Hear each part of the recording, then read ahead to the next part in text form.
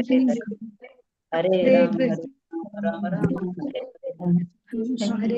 Hare Hare, Hare Hare, Krishna, Hare Krishna, Krishna Hare Krishna, Hare Hare Hare Ram, Ram, Hare Ram, Ram Ram, Hare Ram, Hare Hare Hare Ram, Rama, Hare Ram, Ram Ram, Hare Hare Hare Hare Ram, Hare Ram, Hare Krishna, Hare Krishna, Hare Krishna Ram, Hare Ram Ram, Hare Hare Ram, Ram Ram, Hare Krishna, Krishna Krishna, Hare Hare Hare Krishna. Hare Ram, Hare Krishna. Ram Om Namo Bhagavate Vasudevaya. Om Namo Bhagavate Vasudevaya. Om Namo Bhagavate Vasudevaya. Om Ajnanatimidandasya Jnananjanashalaghaya Chakshurmilitam Yena Tasmai Shri Gurave Namah. Namo Vishnu Padaya Krishna Prasthaya Bhutale Srimade Bhaktivedanta Swaminidhi Namine Namaste Saraswate Deve Gauravani Pracharine Nirvishesha Shunyavadi Paschatya Deshatarine जय श्री कृष्ण चैतन्य प्रभु नित्यानंद श्री अद्वैत गदाधर श्रीवासादि गौर भक्त वृंद हरे Krishna Krishna Krishna Hare Hare Hare Ram Ram Ram Hare Hare Hare Krishna Shri Shri Radha Govinda temple ISKCON മാംഗ്ലൂരിന്റെ Bhagavad Gita ക്ലാസ്സിലേക്ക് എല്ലാവർക്കും സ്വാഗതം. ഹരേ കൃഷ്ണ. അധ്യായം 8 പരമപദപ്രാപ്തി. നമ്മൾ 8ാമത്തെ അധ്യായമാണ്. അതിൽ നമ്മൾ 4 ശ്ലോകം നമ്മൾ എടുത്തിട്ടുണ്ടായിരുന്നു അല്ലെ. 8ാമത്തെ അധ്യായത്തില് എന്താ പറഞ്ഞത്? അർജുനൻ ഭഗവാനോട് ചോദിക്കുന്ന ചോദ്യങ്ങൾ എന്തൊക്കെയാണ് ചോദിച്ചത്? ബ്രഹ്മം എന്നാൽ എന്താണ്? അതിഭൂതം എന്ന് വെച്ചാൽ എന്താണ്? അതിദൈവം എന്ന് വെച്ചാൽ എന്താണ്? പിന്നെ അധ്യാത്മം എന്ന് പറഞ്ഞാൽ എന്താണ്? കാമ്യകർമ്മങ്ങൾ എന്താണ് അല്ലെ? ഇതൊക്കെയാണ് ഭഗവാന്റെ അടുത്ത് അർജുനൻ ചോദ്യങ്ങൾ ചോദിക്കുന്നത്. ഭഗവാൻ അതിന് ഉത്തരം നൽകുന്നുണ്ട്. എന്തൊക്കെയാ പറയുന്നത്? മാതാജി, കഴിഞ്ഞ ദിവസം ക്ലാസ് ഇല്ലായിരുന്നല്ലോ, 13-ാം തീയതി ഏകാദശി. ഉണ്ടായിരുന്നല്ലോ മാതാജി. അയ്യോ, ഞാൻ കേറിയിട്ട് കണ്ടില്ലല്ലോ മാതാജി. ഞാനും കയറിയിട്ട് കണ്ടില്ല മാതാജി ക്ലാസ്. കണ്ടില്ല. ക്ലാസ് അപ്പൊ 19 അതിന്റെ വീഡിയോ 2:30 വായനയുണ്ട് പറഞ്ഞ് ഞങ്ങൾ കയറിയപ്പോ വന്നേയില്ല, ഒന്നും ഉണ്ടായിരുന്നില്ല, ഒന്നും കണ്ടില്ല. 2:30 കേറിയിട്ട് ഒന്നും ഉണ്ടായിരുന്നില്ല. എനിക്കും പിന്നെ അതായത് സംഭവിച്ചത്. ഞാൻ 3 മണി കഴിഞ്ഞിട്ട് കയറി, അപ്പോഴും കണ്ടില്ല. അപ്പോഴും ഉണ്ടായിരുന്നില്ല. ഞാനും അതെ. മാതാജി നമ്മളിൽ വായന നടക്കുന്നുണ്ടായിരുന്നു. വീഡിയോ ഇട്ടിട്ടില്ലായിരുന്നു മാതാജി. വീഡിയോയും ഒന്നും കണ്ടില്ല. അപ്പൊ എനിക്കും 19 ആരേഷ്ണ മാതാജി അവര് മറ്റേ ലിങ്കിലായിരിക്കും കേറി നോക്കിയത്. ലിങ്ക് മാറി കയറി ഉണ്ടാവും നിങ്ങള്.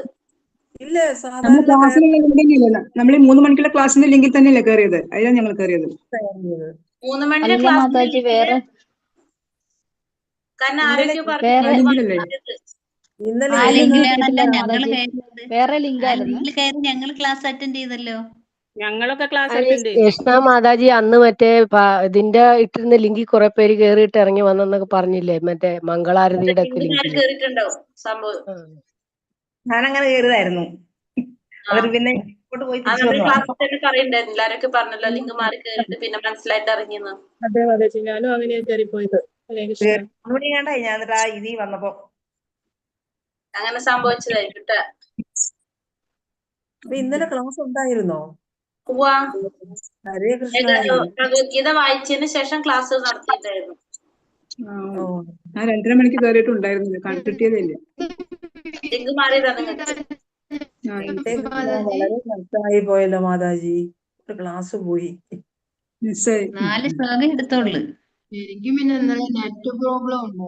അതിന്റെ റെക്കോർഡഡ് സെഷൻ ഇടാൻ പറ്റില്ലേ മാതാജി?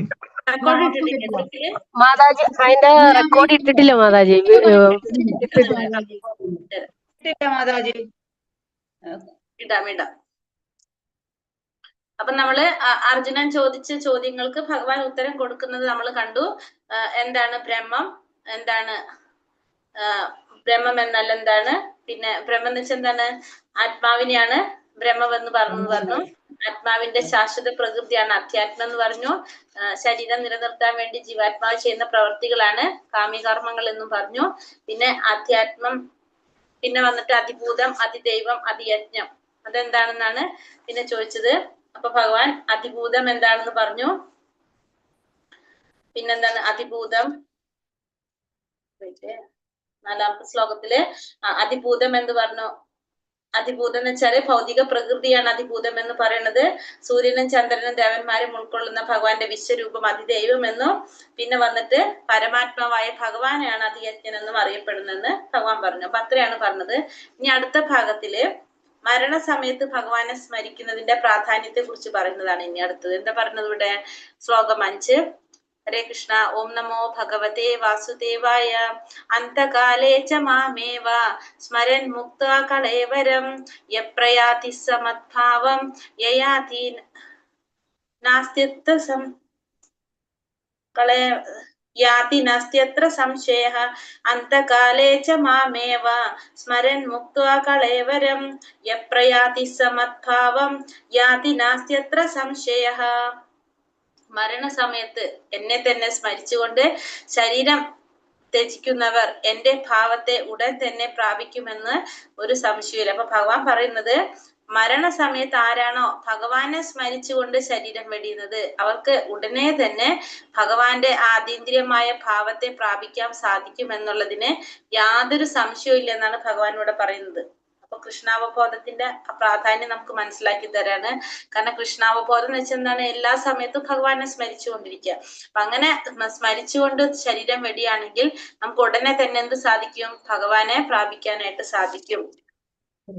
കൃഷ്ണാവബോധത്തോടെ ദേഹത്യാഗം ചെയ്യുന്നവൻ ഉടനെ തന്നെ ഭഗവാന്റെ അതീന്ദ്രിയ ഭാവം കൈക്കൊള്ളുന്നു. അപ്പൊ ആരാണോ കൃഷ്ണാവബോധത്തോടു കൂടി ദേഹത്യാഗം ചെയ്യുന്നത് അവർക്ക് ഉടനെ തന്നെ ഭഗവാന്റെ ആ ഭഗവാനെ പ്രാപിക്കാനായിട്ട് സാധിക്കും. ഭക്തിപൂർവമായിട്ടുള്ള സേവനത്തിലൂടെ കൃഷ്ണാവബോധം പുലർത്തിപ്പോരാത്ത ഒരു ജീവന് പവിത്രത ഇല്ലാത്തത് കൊണ്ട് കൃഷ്ണസ്മരണ ഉണ്ടാവില്ല.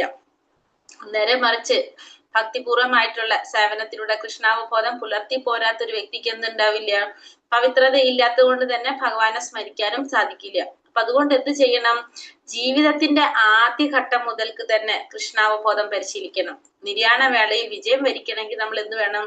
ഭഗവാന്റെ സ്മരണ അത്യാവശ്യമാണ്. അപ്പൊ അതിന് നമ്മള് ആദ്യഘട്ടം മുതൽക്ക് ജീവിതത്തിന്റെ ആദ്യഘട്ടം മുതൽക്ക് തന്നെ നമ്മൾ കൃഷ്ണാവബോധം പരിശീലിക്കണം. യം യം വാപി സ്മരൻ ഭാവം ത്യജത്യന്തേ കളേവരം തം തമേവൈതി കൗന്ദേയ സദാ തദ്ഭാവഭാവിതഃ. എന്തിനെ കുറിച്ചാണോ മരണവേളയിൽ ഒരാൾ സ്മരിക്കുന്നത്, ഹേ കുന്തിപുത്ര, അയാൾ തീർച്ചയായും അതിനെ പ്രാപിക്കും. അപ്പൊ ഒരാൾ എന്തിനെ കുറിച്ചാണോ ഒരാൾ സ്മരിച്ചുകൊണ്ടിരിക്കുന്നത്, എന്തിനെ കുറിച്ചാണോ ഒരാൾ സ്മരിക്കുന്നത്, തീർച്ചയായിട്ടും അയാൾ എന്താണ്? അതിനെ തന്നെ പ്രാപിക്കും. അപ്പൊ മരണസമയത്ത് നമ്മൾ എന്താണോ ചിന്തിക്കുന്നത് നമ്മൾ അതായിട്ട് മാറും. അതിനെ പ്രാപിക്കാൻ സാധിക്കുമെന്നാണ് ഭഗവാൻ ഇവിടെ പറയുന്നത്. കൃഷ്ണസ്മരണയോടെ ശരീരം ത്യജിക്കുന്നവർ അതീന്ദ്രിയമായ ഭഗവത് പാദം പോകുന്നു. മറ്റേതെങ്കിലും സ്മരണ പുലർത്തിക്കൊണ്ട് മരിക്കുന്നവർ ഈ അവസ്ഥയിൽ എത്തുകയില്ല. ഇത് സവിശേഷ ശ്രദ്ധയർഹിക്കുന്ന സംഗതിയാണ്. അപ്പൊ നമുക്ക് എന്ത് മനസ്സിലാക്കാം? ഭഗവത് സ്മരണയോടുകൂടി ഭഗവാനെ സ്മരിച്ചുകൊണ്ട് ആരാണോ ശരീരം വെടിയുന്നത് അവർക്ക് സ്വാഭാവികമായിട്ടും എന്ത് സാധിക്കും? ഭഗവാന്റെ ആ പരമപദം പോകാനായിട്ട് സാധിക്കും. നേരെ മറിച്ച് ഭഗവാനെ സ്മരിക്കാതെയാണ് നമ്മൾ ശരീരം വെടിയെങ്കിലോ അവരെന്താണോ സ്മരിക്കുന്നത് അവരതിലേക്കാണ് എത്തുന്നത്, ആ അവസ്ഥയിലാണ് എത്തുന്നത്. ഭഗവാനെ പരമപദം പോകാനായിട്ട് നമുക്ക് സാധിക്കില്ല. അപ്പൊ അത് വളരെ പ്രധാനപ്പെട്ട ഒരു കാര്യമാണ് ഭഗവാൻ പറഞ്ഞു തന്നത്. അതുകൊണ്ട് എന്ത് ചെയ്യണം എന്നാ പറയുന്നത്? ഭഗവാൻ പറയുന്നു, തസ്മാത് സർവേഷു കാലേഷു മാമനുസ്മര യുക്യച മയ്യർപ്പിത മനോബുദ്ധിർ മാമേ വൈശ്യസ്യ സംശയ. അതുകൊണ്ട് ഭഗവാൻ പറയാണ്, അതുകൊണ്ട് അർജുന നീ എന്ത് ചെയ്യണെന്ന്? കൃഷ്ണരൂപത്തിൽ, ശ്രീകൃഷ്ണ രൂപത്തിൽ നീ എന്നെ ആരാധിക്കണം, നീ എന്നെ എപ്പോഴും ഓർമ്മിക്കുക. അതോടൊപ്പം തന്നെ നീ എന്തും ചെയ്യണം? നിന്റെ നിയത കർമ്മമായിട്ടുള്ള യുദ്ധം നിർവഹിക്കുകയും ചെയ്യുക. അപ്പൊ അതുകൊണ്ട് നീ എന്ത് ചെയ്യണം? ശ്രീകൃഷ്ണന്റെ രൂപത്തിലായിരിക്കണം നീ എന്നെ എപ്പോഴും ഓർമ്മിക്കേണ്ടത്. അങ്ങനെ ഓർത്താൽ മാത്രം പോരാ, നീ എന്തുകൂടി ചെയ്യണം? നിനക്ക് പറഞ്ഞിരിക്കുന്ന കർമ്മങ്ങൾ, നിയത കർമ്മങ്ങൾ നീ അനുഷ്ഠിക്കുകയും വേണം. അപ്പൊ സ്വകർമ്മങ്ങളെല്ലാം എനിക്കായി അർപ്പിച്ച് നിന്റെ മനസ്സും ബുദ്ധിയും എന്നിൽ ഉറപ്പിച്ചു കഴിഞ്ഞാൽ നിനക്ക് എന്നെ പ്രാപിക്കാൻ സാധിക്കും എന്നുള്ളതിന് യാതൊരു സംശയമില്ല. അപ്പൊ നമ്മൾ എന്ത് ചെയ്യണം എന്ന് ഭഗവാൻ പറഞ്ഞത്? ശ്രീകൃഷ്ണന്റെ രൂപത്തിൽ എപ്പോഴും ഭഗവാനെ ഓർക്കുക. ആ സച്ചിദാനന്ദമയനായിട്ടുള്ള ആ ത്രിഭംഗ രൂപത്തിൽ അല്ലെ, എന്താ പറയാ, ഓടക്കുഴലൊക്കെ വിളിച്ചു നിൽക്കുന്ന ആ ശ്രീകൃഷ്ണ രൂപത്തിലായിരിക്കണം നമ്മൾ എപ്പോഴും ഭഗവാൻ ഓർമ്മിക്കേണ്ടത്. മാത്രമല്ല ഒപ്പം തന്നെ നമ്മൾ എന്ത് ചെയ്യാൻ വേണം? നമ്മുടെ നിയത കർമ്മങ്ങൾ, നമുക്ക് ഓരോരുത്തർക്കും പറഞ്ഞിരിക്കുന്ന വിധിവിഹിതമായ കർമ്മങ്ങളുണ്ട്. ആ കർമ്മങ്ങൾ നിർവഹിക്കുക. അങ്ങനെ ഭഗവാനെ എപ്പോഴും സ്മരിച്ചുകൊണ്ടും സ്വകർമ്മങ്ങൾ ഭഗവാന് സമർപ്പിച്ചുകൊണ്ടും മനസ്സും ബുദ്ധിയും ഭഗവാനിൽ ഉറപ്പിച്ചു കഴിഞ്ഞിട്ടുണ്ടെങ്കിൽ എന്തായാലും എന്ത് സാധിക്കും? ഭഗവാനെ പ്രാപിക്കാൻ സാധിക്കും എന്നുള്ളതാണ് ഭഗവാൻ ഇവിടെ നമുക്ക് പറഞ്ഞു തരുന്നത്. ഭഗവാൻ ഉറപ്പ് തരാണ് അങ്ങനെയുള്ളവർക്ക് ഭഗവാനെ പ്രാപിക്കാൻ സാധിക്കും എന്നുള്ളത്. തങ്ങളുടെ നിർദ്ദിഷ്ട കർമ്മം നിറവേറ്റുന്നില്ലെന്ന് പിന്തിരിയാൻ ഭഗവാൻ ആരെയും പ്രേരിപ്പിക്കുന്നില്ല. ഒരാൾക്ക് പ്രവർത്തികൾ തുടരുന്നതോടൊപ്പം തന്നെ ഹരേ കൃഷ്ണ മഹാമന്ത്രം ഉച്ചരിച്ചുകൊണ്ട് ഭഗവത് സ്മരണ പുലർത്തുകയും ചെയ്യുക. അപ്പൊ നമ്മളോട് ഭഗവാൻ ഇവിടെ എന്താ പറഞ്ഞത്? നമ്മളെ നിയത കർമ്മങ്ങൾ നമ്മളോട് അനുഷ്ഠിച്ച് ചെയ്യാനാ പറയുന്നത്. അപ്പൊ നമ്മളോട് ഭഗവാൻ ഒരിക്കലും എന്ത് പറയണില്ല? സ്വന്തം കർമ്മത്തിൽ നിന്ന്, കർത്തവ്യത്തിൽ നിന്ന്, സ്വന്തം ഉത്തരവാദിത്തത്തിൽ നിന്ന് മാറിയിട്ട് ഭഗവാൻ വിളിക്കാനല്ല പറയുന്നത്. ഭഗവാൻ പറയുന്നത് എന്താണ്? നിർദ്ദിഷ്ട കർമ്മം ചെയ്യേ വേണം. ഒപ്പം തന്നെ നമ്മൾ എന്ത് ചെയ്യാ? ഹരേ കൃഷ്ണ മഹാമന്ത്രം ഉച്ചരിച്ചുകൊണ്ട് ഭഗവത് സ്മരണ പുലർത്തുകയും ചെയ്യുക. അപ്പൊ അതുകൊണ്ട് സ്വന്തം കർമ്മത്തിൽ നിന്ന് മാറാൻ ഭഗവാൻ ആരെയും പ്രേരിപ്പിക്കുന്നില്ല. അഭ്യാസയോഗയുക്തേന ചേതസാനാന്യഗാമിന പരമം പുരുഷം ദിവ്യം യാതി പാർത്ഥാനു ചിന്തയൻ. എന്നെ പരമദിവ്യോത്തമ പുരുഷനായി ആരാണോ ധ്യാനിക്കുന്നത്, ആരാണോ മാർഗത്തിൽ നിന്ന് വ്യതിചലിക്കാതെ തുടർച്ചയായി എന്നെ മനസ്സിൽ സ്മരിക്കുന്നത്, അല്ലയോ പാർത്ഥ, അയാൾ നിശ്ചയമായും എന്നെ പ്രാപിക്കും. അപ്പൊ എന്നെ പരമദിവ്യോത്തമ പുരുഷനായിട്ട് ആരാണോ ധ്യാനിക്കുന്നത്, ആരാണോ മാർഗത്തിൽ നിന്ന് വ്യതിചലിക്കാതെ തുടർച്ചയായിട്ട് എന്നെ സ്മരിക്കുന്നത് ആരാണോ, ആ വ്യക്തിക്ക് എന്ത് സാധിക്കും? നിശ്ചയമായിട്ടും എന്നെ പ്രാപിക്കാനായിട്ട് സാധിക്കും. അപ്പൊ പരമദിവ്യോത്തമ പുരുഷനായിട്ട് ഭഗവാനെ ധ്യാനിക്കുക, മാർഗത്തിൽ നിന്ന് വ്യതിചലിക്കാതെ തുടർച്ചയായിട്ട് ഭഗവാനെ സ്മരിക്കുക. അങ്ങനെയുള്ളവർക്ക് നിശ്ചയമായിട്ടും എന്ത് സാധിക്കും?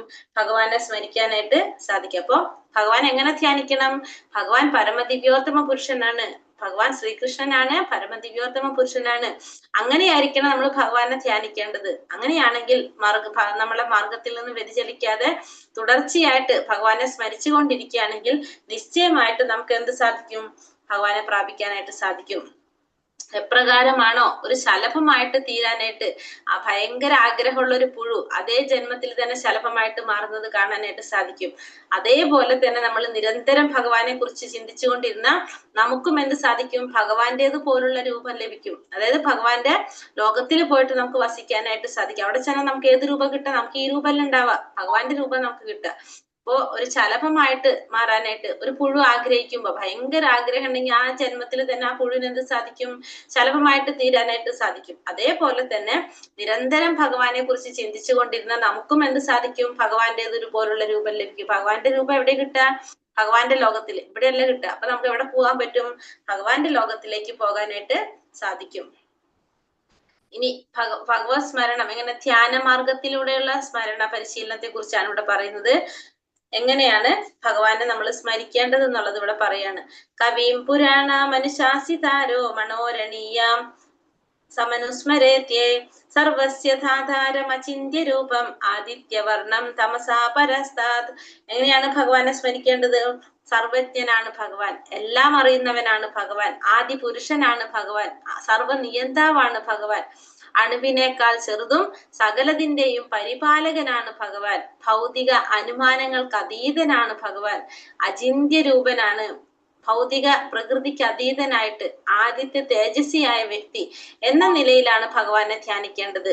ദിവ്യനും ഭൗതിക പ്രകൃതിക്ക് അതീതനുമാണ് ഭഗവാൻ. അപ്പൊ ഭഗവാൻ എങ്ങനെ ധ്യാനിക്കണം എന്നാണ് നമ്മളോട് ഇവിടെ പറയുന്നത്. എങ്ങനെയാണ് ഭഗവാനെ ധ്യാനിക്കേണ്ടത്?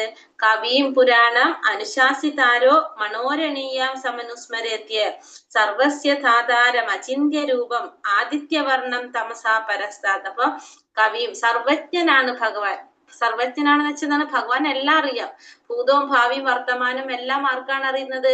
ഭഗവാൻ അറിയാൻ സാധിക്കും. അപ്പൊ അതുകൊണ്ട് ഭഗവാൻ സർവജ്ഞനാണ്. പിന്നെ പുരാണം എന്ന് വെച്ചാൽ എല്ലാം ഭഗവാനിൽ നിന്ന് തന്നെയാണ് ഉത്ഭവിച്ചത്, ഭഗവാനിൽ നിന്നാണ് എല്ലാം ഉത്ഭവിച്ചത്. അപ്പൊ നമുക്കറിയാം എല്ലാത്തിന്റെയും ഉറവിടം ആരാണ്? ഭഗവാനാണ്. ഭഗവാന് മാത്രമേ എല്ലാതും അറിയുള്ളൂ, ഭഗവാനിൽ നിന്നാണ് എല്ലാം ഉത്ഭവിച്ചത്. പിന്നെ അനുശാസിതാരാം, എല്ലാത്തിന്റെ നിയന്താവ് ആരാണ്? ഭഗവാനാണ്. ഈ പറഞ്ഞ സകല ചരാചരങ്ങളുടെയും ഈ ഭൗതിക ലോകത്തിന്റെയും ആത്മീയ ലോകത്തിന്റെയും എല്ലാത്തിന്റെ നിയന്താവ് ആര് തന്നെയാണ്? ഭഗവാൻ തന്നെയാണ്. അണോരണീയാം, അണുവിനേക്കാളും ചെറുത് ഭഗവാൻ. എന്താണ്? ഏറ്റവും ചെറുതാണ് ഭഗവാൻ. അണുവിനേക്കാളും ചെറുതാണ് ആര്? ഭഗവാൻ. പിന്നെ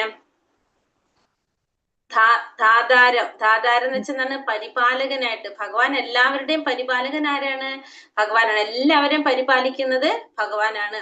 പിന്നെ ഭൗതിക അനുമാനങ്ങൾക്ക് അപ്പുറത്താണ് ഭഗവാന്റെ ശക്തികൾ. എങ്ങനെയാണ്? നമ്മുടെ ചിന്തകൾക്ക് അപ്പുറമാണ്. മാത്രമല്ല നമ്മുടെ ഭൗതികമായിട്ടുള്ള സങ്കല്പങ്ങൾക്കും എല്ലാത്തിനും അതീതമാണ് എന്ത്?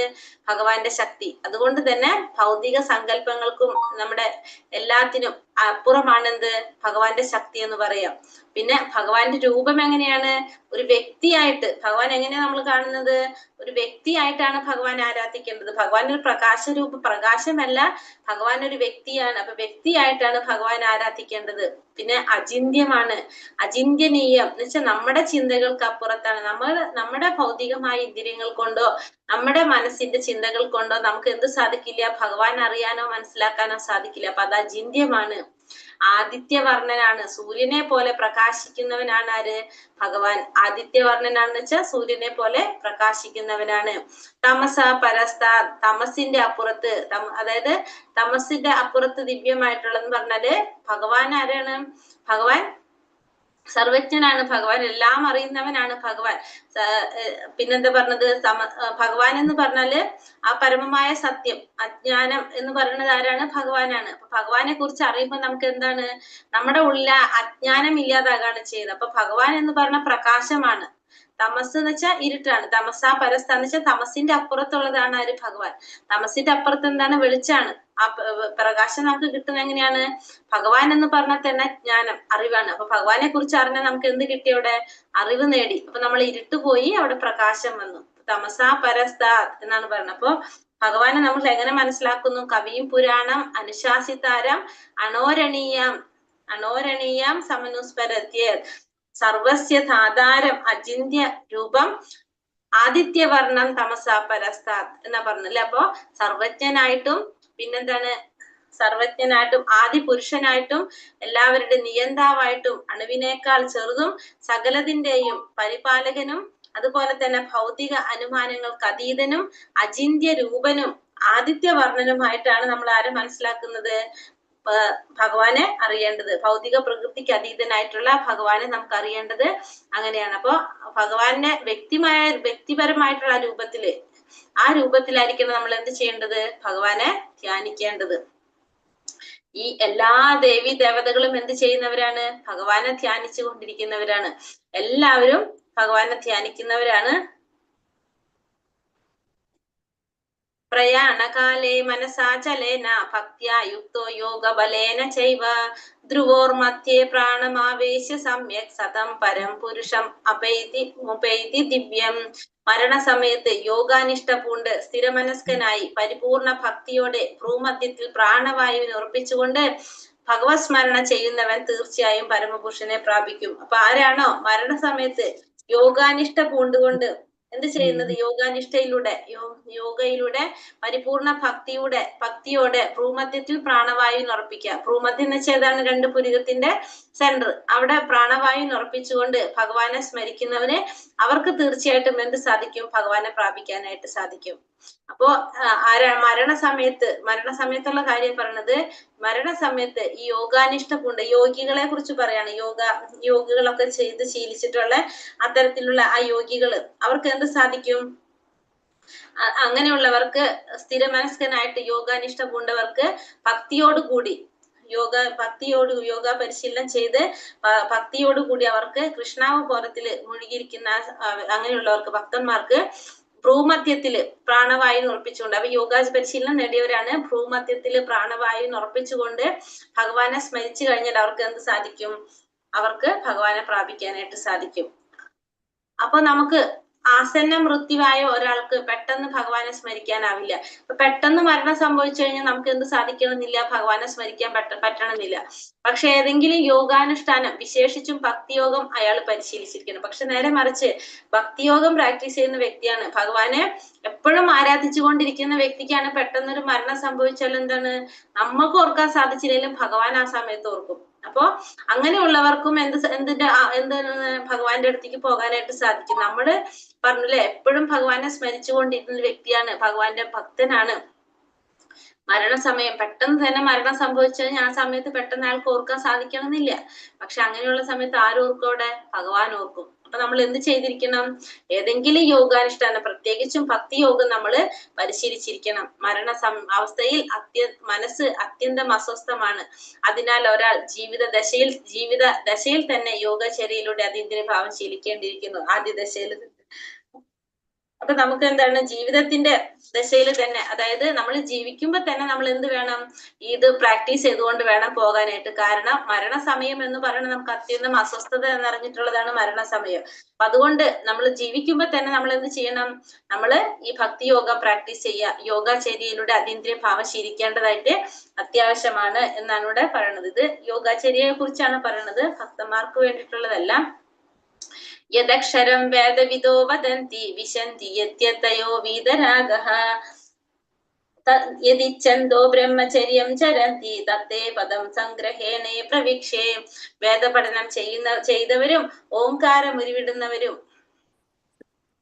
സന്യാസി വര്യന്മാരും ഏത് ബ്രഹ്മപദം പോകുന്നുവോ, ഏത് പരിപൂർണതയെ ആഗ്രഹിച്ച് ബ്രഹ്മചര്യം സ്വീകരിക്കുന്നുവോ, മോക്ഷപ്രാപ്തിക്ക് കാരണമായ ഈ പ്രക്രിയയെ ഇനി ഞാൻ വിവരിച്ചു തരാം. അപ്പൊ വേദപഠനം ചെയ്യുന്നവര്, ഓംകാരം ഉരുവിടുന്നവര്, സന്യാസി വര്യന്മാര്, അവരൊക്കെ ഏത് ബ്രഹ്മപദം പോകാനാണോ, ഏത് പരിപൂർണതയെ ആഗ്രഹിച്ച് ബ്രഹ്മചര്യം സ്വീകരിക്കുന്നവരാണോ, അങ്ങനെ മോക്ഷപ്രാപ്തിക്ക് കാരണമായിട്ടുള്ള ആ പ്രക്രിയയെ കുറിച്ചാണ് ഇനി പറയാൻ പോകുന്നത്. അതായത് വേദപഠനം ചെയ്യുന്നവര്, ഓംകാരം ഉരുവിടുന്നവര്, സന്യാസി വര്യന്മാര്, അവരൊക്കെ ബ്രഹ്മപദം പോകാനായിട്ട് അല്ലെങ്കിൽ ആ പരിപൂർണതയെ ആശ്രയിച്ചുകൊണ്ട് ബ്രഹ്മചര്യം സ്വീകരിക്കുന്നത്, ആ മോക്ഷപ്രാപ്തിക്ക് കാരണമായിട്ടുള്ള പ്രക്രിയ അതെന്താണെന്ന് ഭഗവാൻ ഇനി പറഞ്ഞുതരാൻ പോകാണ്.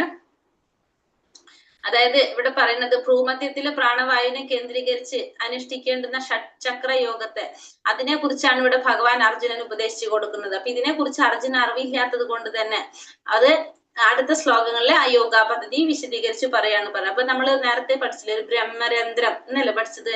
നമ്മളെ ഈ നെറുകെ എന്താ പറയാ, അതിനെ മുകളില് ശിരസിന്റെ ഈ നെറ്റിയുടെ മുകളില് നമ്മൾ പറയുന്ന ഒരു ബ്രഹ്മരന്ധ്രം, അതിലെ കൂടെ നമ്മള് എന്ത് പറഞ്ഞു അല്ലെ, പ്രാണം പോകുന്നതിനെ കുറിച്ച് പറഞ്ഞില്ലേ, പ്രാണം വിടുന്നതിനെ കുറിച്ച്. അപ്പൊ അങ്ങനെ ഷഡ്ചക്ര യോഗത്തിലൊക്കെ, ഷഡ്ചക്ര യോഗത്തിൽ അനുഷ്ഠിക്കേണ്ടതിനെ കുറിച്ച് പറയുമ്പോ നമ്മളെ പ്രാണൻ കളയുന്നത് ആ വഴി കൂടിയാണ് പ്രാണൻ വിടുന്നത്. അപ്പൊ ഭഗവാൻ ഇനി അർജുനൻ ഇതിനെ കുറിച്ച് അറിയാത്തത് കൊണ്ട് അതിനെ കുറിച്ച് പറഞ്ഞു കൊടുക്കാണ്. സർവദ്വാരാണി സംയമ മനോഹൃതി നിരുദ്ധ്യ ച മൂർധന്യാധായാത്മന പ്രാണം ആസ്ഥിതോ യോഗധാരണ. ഇവിടെ പറഞ്ഞ പ്രകാരം യോഗം പരിശീലിക്കണമെങ്കിൽ ആദ്യമായി വേണ്ടത് ഇന്ദ്രിയങ്ങളുടെ കഥ കടക്കണം. അപ്പൊ നമ്മൾ ഈ പറഞ്ഞ പ്രകാരത്തില് യോഗം പരിശീലിക്കണമെങ്കിൽ ആദ്യം തന്നെ നമ്മൾ എന്ത് ചെയ്യണം? ഇന്ദ്രിയങ്ങളെ നിയന്ത്രിക്കണം. അങ്ങനെ ഇന്ദ്രിയങ്ങളെ നിയന്ത്രിച്ച് മനസ്സിനെ ഹൃദയത്തിൽ ഏകാഗ്രമാക്കുകയും പ്രാണവായുവിനെ സ്ഥിരീകരിക്കുകയും ചെയ്താൽ മൂർധാവ്, അതാണ് നമ്മൾ ഈ പറഞ്ഞ ബ്രഹ്മരന്ധ്രം. ഇവിടെ എന്താ പറഞ്ഞ, യോഗം പരിശീലിക്കണമെങ്കിൽ ആദ്യം തന്നെ എന്ത് വേണം? ഇന്ദ്രിയങ്ങളെ നിയന്ത്രിക്കുക. അങ്ങനെ ഇന്ദ്രിയങ്ങളെ നിയന്ത്രിച്ചുകൊണ്ട് മനസ്സിനെ ഹൃദയത്തിൽ ഏകാഗ്രമാക്കി പ്രാണവായുവിനെ മൂർധാവിൽ സ്ഥിരീകരിക്കുകയും ചെയ്താൽ നമുക്ക് ആരാകാം? യോഗസ്ഥനാകാനായിട്ട് സാധിക്കും. ഫസ്റ്റ് ഇന്ദ്രിയങ്ങളെ നിയന്ത്രിക്കുക, അത് കഴിഞ്ഞിട്ട് മനസ്സിനെ ഹൃദയത്തിൽ ഏകാഗ്രമാക്കിയിട്ട് ഭഗവാനെ കുറിച്ച് ഭഗവാനെ ചിന്തിക്കുന്നു. ഇവിടെ പറഞ്ഞതുപോലുള്ള യോഗാനുഷ്ഠാനത്തിന് ആദ്യമായി വേണ്ടത് സർവ്വ ഇന്ദ്രിയങ്ങളുടെയും കാവാടങ്ങൾ അടയ്ക്കുക എന്നുള്ളതാണ്. അതിനെയാണ് നമ്മൾ എന്ത് പറയുന്നത്? പ്രത്യാഹാരം എന്ന് പറയുന്നത്. ഇന്ദ്രിയ വിഷയങ്ങളിൽ നിന്ന് പിൻവലിക്കുന്നത് പ്രത്യാഹാരം. അപ്പൊ ഈ ഭക്തിപരമായ സേവനത്തിൽ മുഴുകി എപ്പോഴും കൃഷ്ണനിൽ തന്നെ മനസ്സുറപ്പിക്കാൻ സാധിച്ചാൽ അത് ആ മനുഷ്യന് ഇളക്കമറ്റ അതീന്ദ്രിയ സമാധി അനായാസന ലഭ്യമായി തീരും. ഇപ്പൊ നമ്മൾ ഭക്തി സേവനത്തിൽ മുഴുകിക്കൊണ്ടിരിക്കുകയാണെങ്കിൽ ഈ ഇന്ദ്രിയങ്ങളെ നിയന്ത്രിക്കാന്ന് വെച്ചാൽ നമുക്ക് എളുപ്പത്തിൽ സാധിക്കും. കാരണം ഇളക്കമറ്റ രീതിയിൽ അതീന്ദ്രിയ സമാധി അനായാസന തന്നെ ഒരു വ്യക്തിക്ക് പ്രാപിക്കാനായിട്ട് സാധിക്കും. എങ്ങനെയാണെങ്കിൽ കൃഷ്ണാവബോധത്തിൽ മുഴുകിയിരിക്കുന്ന വ്യക്തിയാണ്, ഭക്തി സേവനം ചെയ്തുകൊണ്ടിരിക്കുന്ന വ്യക്തിക്ക് ഇത് ഇന്ദ്രിയങ്ങളെ നിയന്ത്രിച്ച് അതീന്ദ്രിയ സമാധി എളുപ്പത്തിൽ തന്നെ ചെയ്യാനായിട്ട് സാധിക്കും.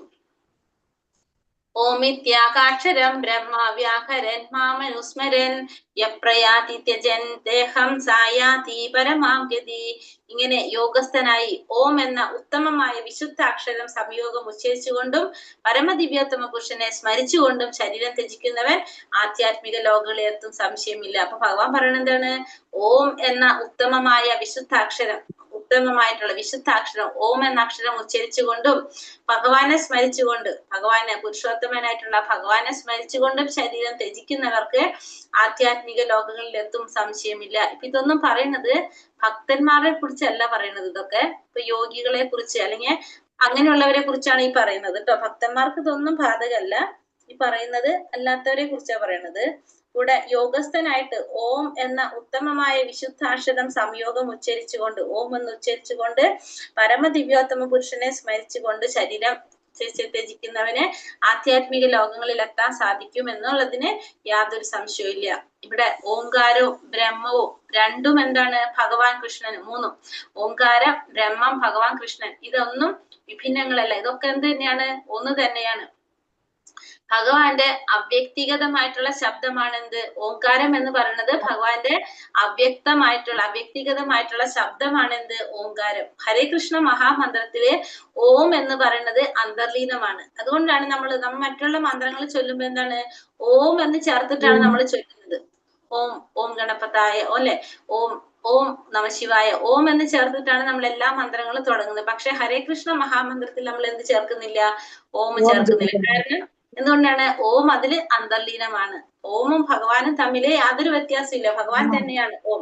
അപ്പൊ അതില് ഓം അന്തർലീനമായത് കൊണ്ടാണ് നമ്മൾ ഹരേ കൃഷ്ണ മഹാമന്ത്രം എന്ന് പറയുന്നതും അതിലെന്ത് ചേർക്കാത്തതും? ഓം എന്ന് ചേർക്കാത്തതും. ഇപ്പൊ ജീവിതത്തിന്റെ അന്ത്യത്തില് ഹരേ കൃഷ്ണ മഹാമന്ത്രം ഉരുവിട്ട് മരിക്കുന്ന ആൾക്ക് തീർച്ചയായിട്ടും എന്ത് സാധിക്കും? ആധ്യാത്മിക ലോകങ്ങളിൽ ഒന്നിലെത്തിച്ചേരാനായിട്ട് സാധിക്കും. അപ്പൊ ഒന്നും വേണ്ട, നമ്മൾ എന്ത് ചെയ്താൽ മതി? മരണസമയത്ത് ഹരേ കൃഷ്ണ മഹാമന്ത്രം ജപിച്ചാൽ തന്നെ നമുക്ക് എന്ത് സാധിക്കും? ആധ്യാത്മിക ലോകങ്ങളിലേക്ക് എത്തിച്ചേരാനായിട്ട് സാധിക്കും. കാരണം ഭഗവാനെ സ്മരിക്കുന്നവർക്കാണ് എന്ത് സാധിക്കുന്നത്? ഹരേ കൃഷ്ണ മഹാമന്ത്രം ജപിക്കാൻ അടക്കം സാധിക്കുന്നത്. അപ്പൊ അത് ചെയ്താൽ തന്നെ നമുക്ക് എന്ത് സാധിക്കും? ഭഗവാന്റെ ആധ്യാത്മിക ലോകങ്ങളിലേക്ക് എത്തിച്ചേരാനായിട്ട് സാധിക്കും. നേതാജി, പെണ്ണുങ്ങൾക്ക് ഈ ഓം കൂട്ടി ചെല്ലാൻ പാടില്ലെന്ന് പറയണ കേൾക്കണുണ്ടല്ലോ, ശരിയാണോ? മാതാജി അതൊന്നുമില്ല. നമുക്കിപ്പോ ഈ പറയണ മാത്രം നമ്മൾ കേൾക്കണതൊന്നും നോക്കണ്ട. നമ്മളിപ്പോ പഠിക്കുന്ന എന്താണ്? ഭഗവത്ഗീത, ഭഗവാൻ പറഞ്ഞ കാര്യങ്ങൾ പഠിച്ചു പോകാം. അപ്പൊ നമ്മൾ അത് മാത്രം നോക്കി പോയാൽ മതി. ഇത്രയും കേട്ടതൊക്കെ വിട്ടുകളയാം നമുക്ക്. അതായത് നമ്മൾ എന്തൊരു കാര്യം കറക്റ്റ് സോഴ്സിൽ നിന്നാണ് കേൾക്കണെന്ന് ആദ്യം ഉറപ്പിക്കുക. എങ്കിൽ മാത്രം അതിനെ വിശ്വസിക്കുക. അല്ലാത്ത നമ്മള് ഇങ്ങനെ വാമൊഴി പോലെ ഇങ്ങനെ വരുന്ന കാര്യങ്ങൾ നമ്മൾ വിശ്വസിക്കേണ്ട മാതാജി. അതാണല്ലോ നമുക്ക് നല്ലത്. അതിനാണല്ലോ നമ്മളിപ്പോ ഇതൊക്കെ പഠിക്കുന്നത് അല്ലേ? അങ്ങനെയല്ലേ? അതുകൊണ്ടല്ലേ പഠിക്കുന്നത്. ശരി.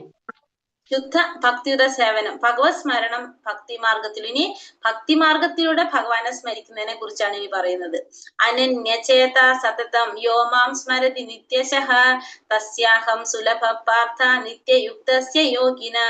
അല്ലയോ പാർത്ഥ, നിരന്തരമായ ഭക്തിയുടെ സേവനം മൂലം സ്ഥിരചിത്തതയോടെ എന്നെ എപ്പോഴും സ്മരിക്കുന്ന യോഗാനിഷ്ഠന് ഞാൻ സുപ്രാപ്യനാണ്. അപ്പൊ ആരാണോ ഭക്തിയുടെ സേവനം മൂലം നിരന്തരമായിട്ട് ഭക്തിയുടെ സേവനം ചെയ്തുകൊണ്ട് സ്ഥിരചിത്തതയുടെ സ്ഥിരമായ മനസ്സോടുകൂടി എപ്പോഴും ഭഗവാനെ സ്മരിക്കുന്നത്, ആ യോഗാനിഷ്ഠന് ഭഗവാൻ എപ്പോഴും എങ്ങനെയാണ്? സുപ്രാപ്യനായിരിക്കും എന്ന് ഭഗവാൻ പറയുന്നു. ഭഗവാൻ അങ്ങനെയുള്ളവർക്ക് എപ്പോഴും സുപ്രാപ്യനായിരിക്കും. കാലദേശഭേദം കൂടാതെയും വ്യതിചലിക്കാതെയും എപ്പോഴും കൃഷ്ണനെ പറ്റി ചിന്തിക്കുന്നു എന്നതാണ് ഒരു ശുദ്ധഭക്തന്റെ സവിശേഷ ഗുണം. അതിനൊരിക്കലും വിഘ്നം ഉണ്ടാകുന്നില്ല. ഏത് സമയത്തും എവിടെ വെച്ചും ഭഗവാനെ സേവിക്കാനായിട്ട് സാധിക്കും. ഒരു ശുദ്ധഭക്തൻ എന്താണ്? കാലം നോക്കാതെ, ദേശം നോക്കാതെ, ഭേദം നോക്കാതെ എന്ത് ചെയ്തുകൊണ്ടിരിക്കും? ഒന്നിലൊന്നും വ്യതിചലിക്കാതെ ഭഗവാനെ സേവനം ചെയ്തുകൊണ്ടിരിക്കും. ഭഗവാനെ പറ്റി ചിന്തിച്ചുകൊണ്ടിരിക്കും. അതാണ് ഒരു ശുദ്ധഭക്തന്റെ ഏറ്റവും വലിയ പ്രത്യേകത എന്ന് പറയുന്നത്. ഒരിക്കലും അതിന് വിഘ്നം ഉണ്ടാകുന്നില്ല. എവിടെ വെച്ചും ഏത് സമയത്തും ഭഗവാനെ സ്മരിച്ചും സേവിച്ചും കൊണ്ടിരിക്കുന്നവനാരാത്? ശുദ്ധഭക്തന്മാര്. ഇപ്പൊ നമ്മളാണെങ്കിൽ എന്താണ്? നമ്മളിപ്പോ ഭയങ്കര ചൂട് വന്നു കഴിഞ്ഞാൽ അയ്യോ ഭയങ്കര ചൂടാണ്, അല്ലെങ്കിൽ ഭയങ്കര തണുപ്പാണ്, രാവിലെ എഴുന്നേൽക്കുന്ന സമയം മാറ്റും നമ്മൾ, അല്ലെ? അപ്പൊ അങ്ങനെയല്ല, കാലവും ദേശവും ഭേദം ഒന്നും മാറ്റാതെ, ഒന്നും നോക്കാതെ ഭഗവാനെ സേവിക്കുന്നവരാണ് ആര്? ശുദ്ധഭക്തന്മാരെന്ന് പറയുന്നത്. അപ്പൊ അവരായ ഒരു തലത്തിൽ എത്തുമ്പോഴാണ് അവർ ശുദ്ധഭക്തനാകുന്നത്. നമ്മളാരും എത്താത്തത് കൊണ്ട് നമ്മൾ ആരും ചിന്തിക്കുന്നില്ല. പക്ഷെ എത്തിക്കഴിഞ്ഞാൽ എല്ലാവരും അങ്ങനെയാവും.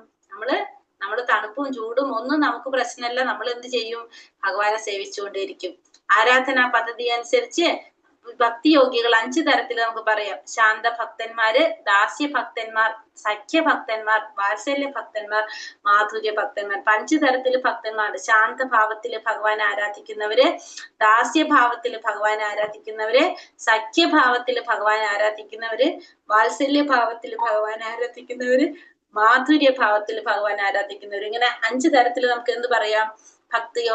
ഭക്തന്മാരെ നമുക്ക് തരംതിരിക്കാനായിട്ട് സാധിക്കും. ശാന്തം, ദാസ്യം, സഖ്യം, വാത്സല്യം, മാധുര്യം.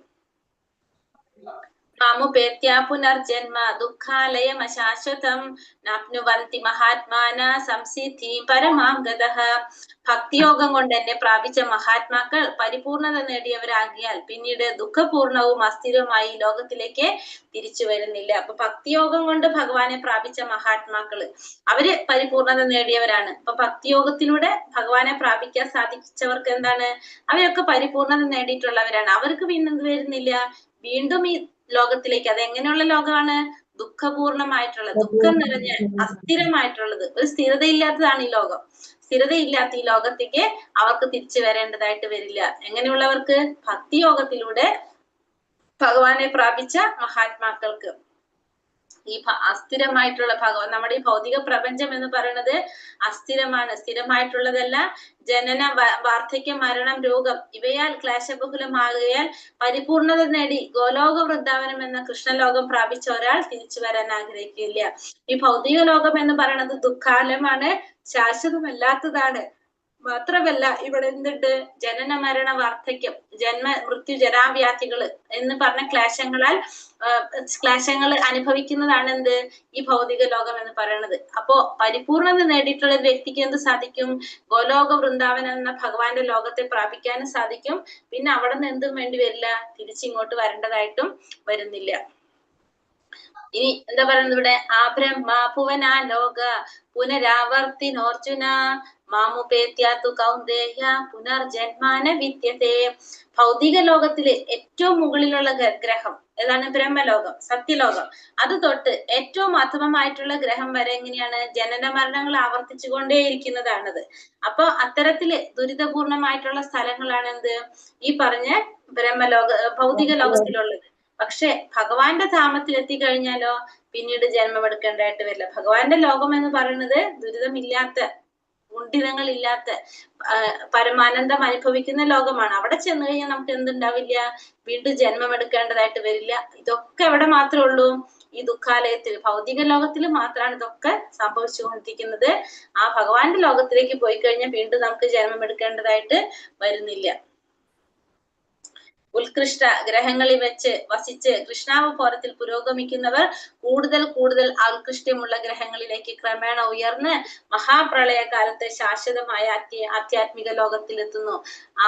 എന്നാൽ ബ്രഹ്മലോകത്തിൽ വെച്ച് കൃഷ്ണാവബോധം പരിശീലിക്കാതിരുന്നാൽ അയാൾ ഭൂമിയിലേക്ക് മടങ്ങി വരും. അപ്പൊ നമ്മള് ഈ ഭൂമിയിൽ ഭൗതിക ലോകത്തിൽ നമ്മൾ എന്ത് ചെയ്യുന്നു? ഭഗവത് സേവനങ്ങളൊക്കെ ചെയ്തു.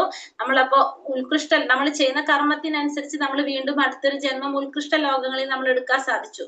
അപ്പൊ ഉത്കൃഷ്ട ലോകം എന്ന് വെച്ചാൽ ഭൂമിനേക്കാളും മുകളിലുള്ള ലോകങ്ങളാണ് എന്ത്? ഉത്കൃഷ്ട ലോകങ്ങൾ എന്ന് പറഞ്ഞത്. അപ്പൊ ചിലപ്പോ ബ്രഹ്മലോകോ, പിന്നെന്താണ് മഹർലോകോ, ജനർലോകോ ഒക്കെ ആയിരിക്കാം.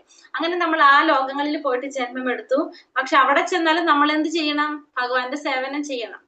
അവിടെ ചെന്നാലും നമ്മൾ കൃഷ്ണാവബോധം പ്രാക്ടീസ് ചെയ്യണം. നമ്മൾ അവിടെ ചെന്നിട്ട് സേവനം ചെയ്ത് കഴിഞ്ഞാൽ നമുക്ക് എന്ത് സാധിക്കും? അവിടുന്ന് തന്നെ ഭഗവാന്റെ ലോകത്തിലേക്ക് പോകാൻ സാധിക്കും. അതല്ലെങ്കിലോ അവിടുന്ന് നമ്മൾ വീണ്ടും എവിടേക്ക് വരും? നമ്മൾ ഈ ഭൗതിക ലോകത്തില് ഭൂമിയിൽ വന്നിട്ട് ജന്മം എടുക്കേണ്ടതായിട്ട് വരും. അപ്പൊ നമ്മൾ എവിടെ ചെന്നാലും നമ്മൾ എന്ത് ചെയ്തിരിക്കണം? കൃഷ്ണാവബോധം വെച്ചിരിക്കണം. ഇവിടെ മാത്രല്ല, ഏത് ലോകത്തിൽ പോയാലും നമ്മൾ എന്ത് ചെയ്തുകൊണ്ടിരിക്കണം? കൃഷ്ണാവബോധം പരിശീലിച്ചുകൊണ്ടിരിക്കും. ഇപ്പൊ നമ്മൾ ഈവൻ വൈകുണ്ഠ ലോകത്തിൽ ചെന്നാലും നമ്മൾ എന്ത് ചെയ്യണം? ഭഗവാനെ സ്മരിച്ചുകൊണ്ടിരിക്കണം, ഭഗവാന്റെ സേവനം ചെയ്തുകൊണ്ടിരിക്കണം. എങ്കിലാണ് നമുക്ക് എവിടേക്ക് പോകാൻ സാധിക്കുക? ഗോലോക വൃന്ദാവനത്തിലേക്ക് കടക്കാൻ സാധിക്കുക. ഗോലോക വൃന്ദാവനത്തിലേക്ക് പോകണമെങ്കിൽ നമുക്ക് എന്ത് വേണം? നമ്മൾ അവിടെ വൈകുണ്ഠ ലോകത്തിൽ ചെന്നാലും നമ്മൾ എന്ത് ചെയ്യണം? കൃഷ്ണാവബോധം പരിശീലിച്ച് ആ മാധുര്യ രസത്തിൽ വരുമ്പോഴാണ് നമുക്ക് എങ്ങോട്ട് കടക്കുക? നമുക്ക് ഗോലോക വൃന്ദാവനത്തിലേക്ക്. ഇപ്പൊ നമുക്ക് എന്താ പറയാ, വൈകുണ്ഠ ലോകത്തിലാണ് ആര്? നാരായണൻ ഇരിക്കുന്നത് അല്ലെ? നാരായണൻ, ലക്ഷ്മി ദേവിയൊക്കെ വൈകുണ്ഠ ലോകത്തിലാണ്. അപ്പൊ നമ്മൾ ഈ വൈകുണ്ഠ ലോകത്തില് ഐശ്വര്യഭാവത്തിലാണ് അവിടെ. ഇപ്പൊ ലക്ഷ്മി ദേവിയൊക്കെ ഏതാണ് ഐശ്വര്യഭാവത്തിലാണ്. ലക്ഷ്മി ദേവിക്ക് പോലും എന്ത് സാധിക്കില്ല, ഗോലോക വൃന്ദാവനത്തിൽ പോകാൻ സാധിക്കില്ല. കാരണം ഗോലോക വൃന്ദാവനത്തിൽ പോണെങ്കിൽ അവിടെ ഭാവം ഏതാണ്, അവിടെ ഏത് ഭാവത്തില്, ഭക്തിഭാവം.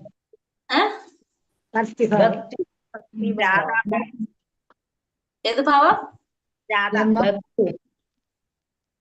രാധാറാണി അല്ലേ ഗോലോക വൃന്ദാവനത്തില്? അതെ. അപ്പൊ ഏത് ഭാവമായിരിക്കും അവിടെ?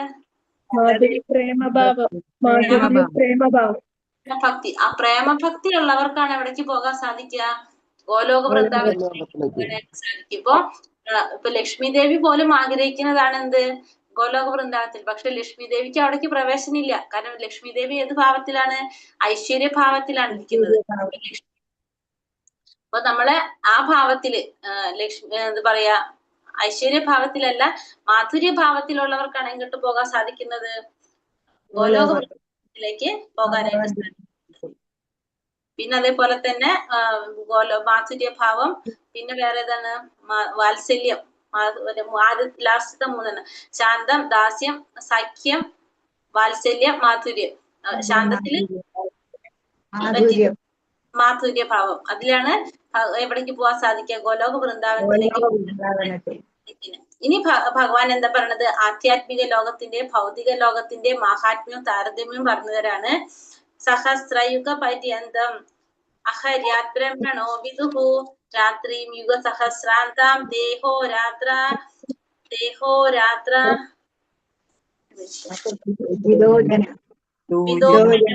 വിദോജന അവിടെ വിട്ടിട്ടുണ്ട് കേട്ടോ. സഹസ്രയുഗ പര്യന്തം അഹര്യത് ബ്രഹ്മണോ വിദുഹു രാത്രി യുഗ സഹസ്രാന്തം ദേഹോ രാത്രാവിദോജന. മനുഷ്യഗണിത പ്രകാരം 1000 ചതുർയുഗങ്ങളാണ് ബ്രഹ്മാവിന്റെ ഒരു ദിവസം എന്ന് പറയുന്നത്. ഒരു പകൽ എന്ന് പറയുന്നത് അത്രയും തന്നെ എങ്ങനെയുണ്ട്, രാത്രിയുണ്ട്. അപ്പൊ മനുഷ്യഗണിതത്തില് പറയുന്നത് 1000 ചതുർയുഗങ്ങള്, അതാണ് എന്ത്, ബ്രഹ്മാവിന്റെ ഒരു പകല്. അത്രയും തന്നെ രാത്രിയുണ്ട്. അപ്പൊ ബ്രഹ്മാവിന്റെ ഒരു ദിവസം എന്ന് പറഞ്ഞാല് നമുക്കറിയാം 2000 ചതുർയുഗങ്ങളാണെന്നുള്ളത്. അപ്പൊ മനുഷ്യഗണിത പ്രകാരം 1000 ചതുർയുഗങ്ങൾ വേണം എന്തിന്, ബ്രഹ്മാവിന്റെ ഒരു പകലിന്. അത്ര തന്നെ വേണം രാത്രിക്ക്. ആ പകലിനെയാണ് നമ്മൾ എന്ത് പറയണത്, കൽപ്പം എന്ന് പറയുന്നത്. ബ്രഹ്മാവിന്റെ ആയുസ് എന്ന് പറയുന്നത് 3,11,40,000 കോടി വർഷമാണ് എന്ത്, മനുഷ്യഗണിത പ്രകാരം ബ്രഹ്മാവിന്റെ ആയുസ്. അത് ചിന്തിക്കുമ്പോ നമുക്ക് തോന്നും ബ്രഹ്മാവിന്റെ ആയുസ് എന്ന് വെച്ചിട്ടുണ്ടെങ്കിൽ വളരെ അസാധാരണമായിട്ട്, നമുക്ക് അത്രയും വലിയൊരു നമ്പറാണ് അല്ലെ, 3,11,40,000 കോടി വർഷം, അത്രയാണ് ബ്രഹ്മാവിന്റെ ആയുസ്. പക്ഷെ നിത്യതയുടെ കാഴ്ചപ്പാടിൽ ഒരു മിന്നൽ പോലെ ക്ഷണികമാണെന്ന് പറയുന്നത്. അത് നമുക്കത് എന്ത് തോന്നും, വലിയൊരു കാലയളവാണെന്ന് തോന്നും. പക്ഷെ നിത്യതയുടെ കാഴ്ചപ്പാട് നോക്കിക്കഴിഞ്ഞാൽ എന്താണ്, ഇത് ക്ഷണികമാണ്. അതായത് ഇപ്പൊ ദേവന്മാരെ സംബന്ധിച്ച് നമ്മുടെ ആയുസ് എന്ന് പറയുന്നത് ക്ഷണികമായിട്ടുള്ളതാണ്. അതായത് ദേവന്മാരൊക്കെ എങ്ങനെയാണ്, ദേവന്മാരുടെ ഒരു വർഷമാണ്, ദേവന്മാരുടെ ഒരു ദിവസമാണ് നമ്മുടെ ഒരു വർഷം എന്ന് പറയുന്നത്. അപ്പൊ നമ്മളിവിടെ 50 വയസ്സ് വരെ ജീവിക്കാന്ന് പറഞ്ഞാൽ ദേവന്മാരെ കണക്കിൽ അവർക്ക് 50 ദിവസമേ ആയിട്ടുള്ളൂ. അപ്പൊ ദേവന്മാരുടെ രീതിയിൽ നമ്മൾ എങ്ങനെയാണ്, തുച്ഛമായിട്ടാണ് നമ്മുടെ സമയം. ഇപ്പൊ നമ്മളെക്കാളും താഴ്ന്ന ജീവികള്, ഇപ്പൊ ചെറിയ ഉറുമ്പ് അല്ലെങ്കിൽ ഈയാമ്പാറ്റ, ഇതൊക്കെ എടുത്തു കഴിഞ്ഞാൽ അവരുടെ ആയുസ് എന്ന് പറഞ്ഞാൽ മണിക്കൂറുകളേ ഉള്ളൂ. ആ മണിക്കൂറുകൾ കൊണ്ടാണ് അവർ ജനിച്ച് അവർ മരിച്ചു പോകുന്നത്. അപ്പൊ നമ്മളെ കാഴ്ചപ്പാടിൽ അവരെങ്ങനെയാണ്, അവർ ഈ പറഞ്ഞ പോലെ തന്നെ ഒരു മിന്നൽ പോലെയാണ്. അവർ ജസ്റ്റ് വന്ന് അവർ പോകാണ്, ക്ഷണികമായിട്ടുള്ളതാണ്. അപ്പൊ ഓരോന്നിന്റെ അത് വ്യത്യാസം ഉണ്ടാവും, എങ്ങനെയാണെന്നുള്ളത് അത് വ്യത്യാസം ഉണ്ടാവും. അപ്പൊ ഓരോ ജീവാത്മാക്കളുടെയും വ്യത്യാസം ഉണ്ടാവും. അപ്പൊ അതനുസരിച്ച് ഇപ്പൊ നമുക്ക് തോന്നും, ഇപ്പൊ ബ്രഹ്മാവിന്റെ എന്ന് പറഞ്ഞാല് അസാധാരണമായിട്ട് നമുക്ക് തോന്നാം. അതേപോലെ തന്നെയാണ് ഓരോ കാഴ്ചപ്പാടും വരുന്നത്.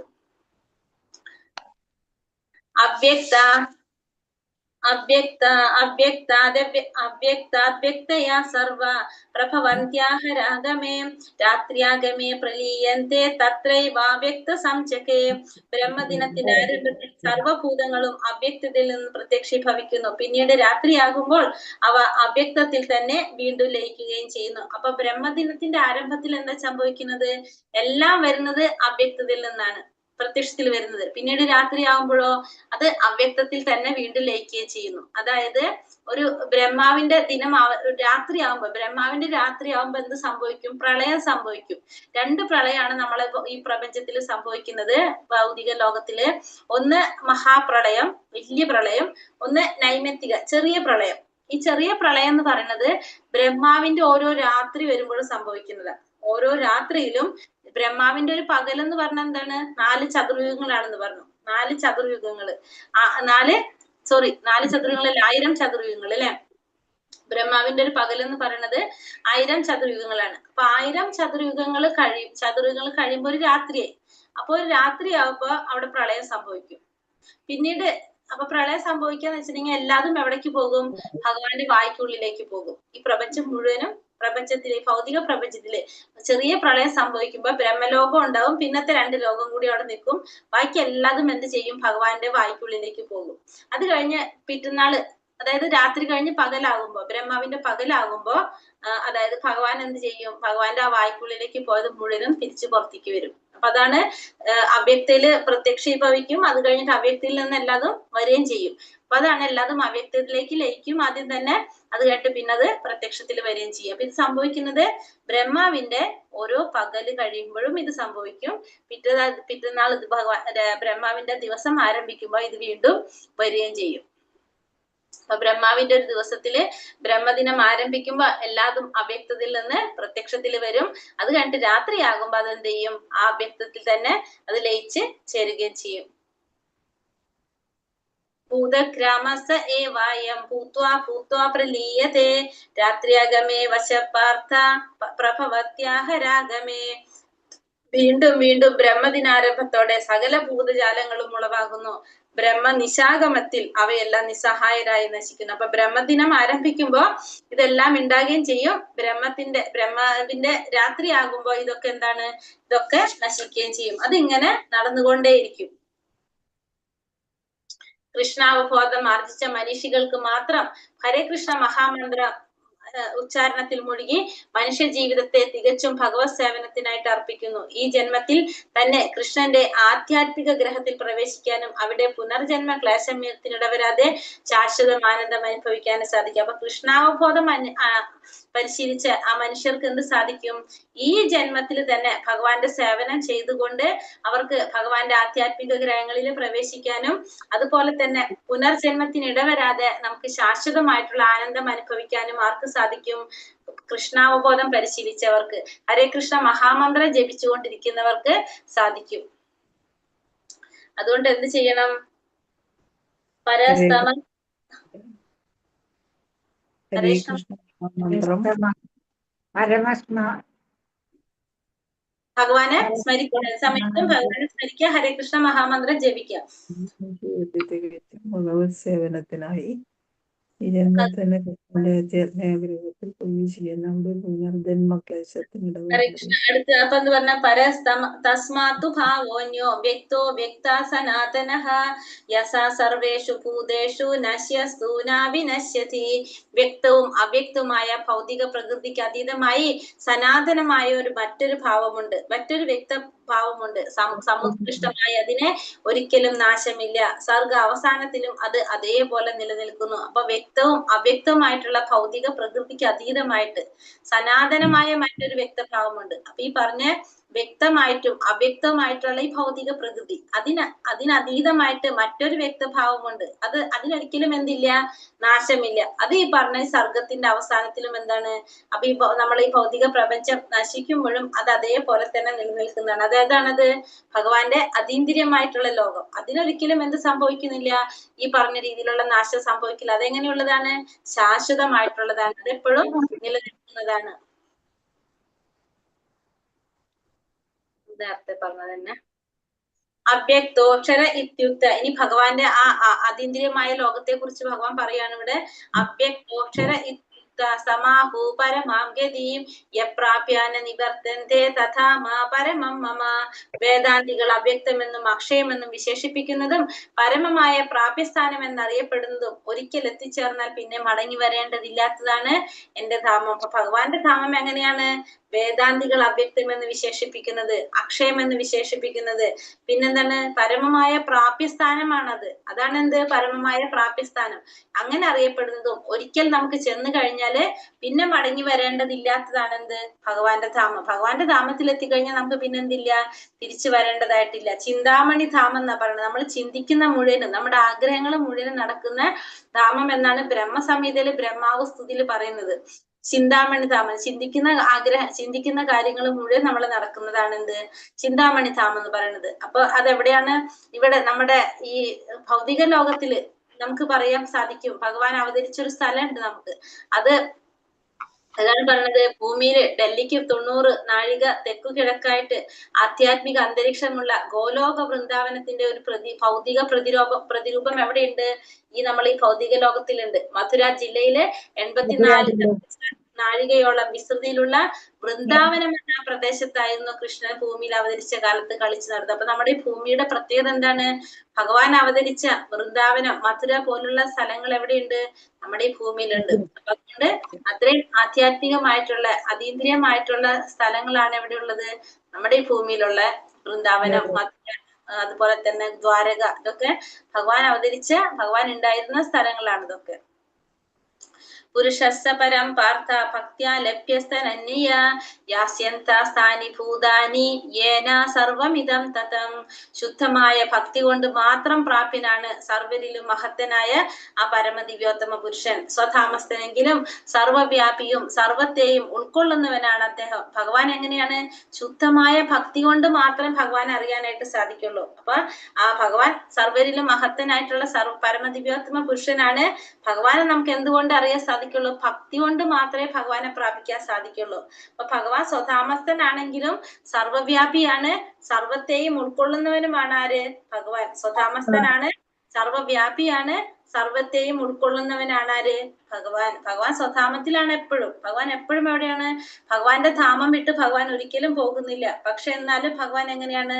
സർവവ്യാപിയാണ്, എല്ലാത്തിനെയും ഉൾക്കൊള്ളുന്നതും ഭഗവാൻ തന്നെയാണ്.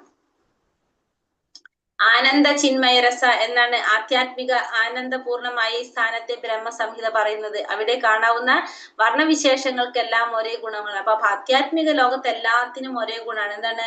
ആനന്ദം. ആധ്യാത്മികമായ ആനന്ദമാണ് നമുക്ക് എവിടെ കിട്ടുന്നത്? ആധ്യാത്മിക ലോകത്ത് കിട്ടുന്നത്. ആധ്യാത്മിക ലോകത്ത് എല്ലാത്തിനും എല്ലാം എന്ത് ചെയ്തുകൊണ്ടിരിക്കുകയാണ്? ആനന്ദം അനുഭവിച്ചു കൊണ്ടിരിക്കുന്നതാണ്. അതാണ് ആധ്യാത്മിക ലോകത്തിന്റെ പ്രത്യേകത. അപ്പൊ ഇവിടെ ഭഗവാന്റെ ധാമത്തെ കുറിച്ച് എന്താ പറയണത്? ഭഗവാന്റെ ധാമം കൃഷ്ണനിൽ നിന്ന് വ്യത്യാസമല്ല. ഭഗവാനും ഭഗവാന്റെ ധാമവും തമ്മില് യാതൊരു വ്യത്യാസവും ഇല്ല. രണ്ടും ഒരേപോലെയാണ്. ഭഗവാനും ഭഗവാന്റെ ധാമവും തമ്മിൽ യാതൊരു വ്യത്യാസവും ഇല്ല. പരമമായതാണത്. ഒരേപോലെ തന്നെയാണ്. സനാതനമായിട്ടുള്ളത്, ജനന മരണങ്ങളിൽ നിന്ന് മുക്ത. നമുക്കറിയാം ഭഗവാന്റെ ലോകം എങ്ങനെയാണ്? സനാതനമായിട്ടുള്ളതാണ്, എപ്പോഴും നിലനിൽക്കുന്നതാണ് ഭഗവാന്റെ ലോകം. അവിടെ എന്തില്ല? ജനന മരണങ്ങളൊന്നും അവിടെ സംഭവിക്കുന്നില്ല. അക്ഷയമായിട്ടുള്ളതാണ്, ഒരിക്കലും ക്ഷയിക്കാത്തതാണ്. ഭഗവാന്റെ ശക്തി ഭഗവാൻ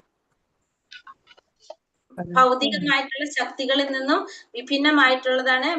ഭഗവാന്റെ ഭൗതിക ശക്തികൾക്ക് അപ്പുറത്താണ് ആരുടെ ശക്തികള്? ഭഗവാന്റെ ശക്തികള്. പരിധിയില്ലാത്ത ആനന്ദം. നമുക്ക് ഭഗവാന്റെ ലോകത്ത് എന്താ അനുഭവിക്കാൻ സാധിക്കും?